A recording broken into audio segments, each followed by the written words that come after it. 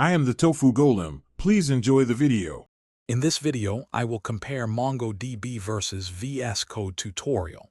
First, install the MongoDB community server on your system. Next, download and install Visual Studio Code, a versatile code editor. Then, open VS Code and search for the official MongoDB extension in the marketplace. Finally, connect to your local or remote MongoDB instance directly from within the editor, setting up your development environment in just a few simple steps.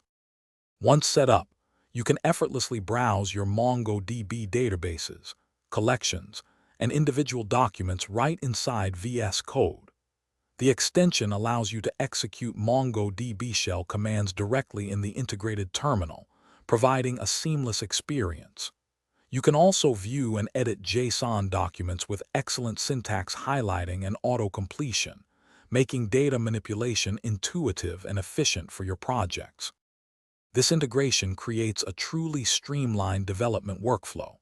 You can develop your applications and interact with your database without ever leaving your code editor.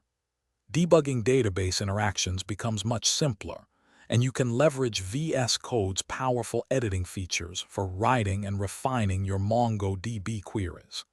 This unified environment significantly boosts your productivity, saving you valuable time.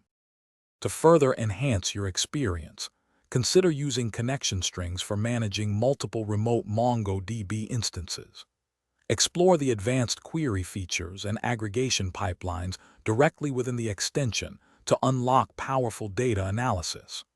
Always refer to the official MongoDB documentation for comprehensive details, and check the VS Code marketplace for additional helpful extensions to customize your setup.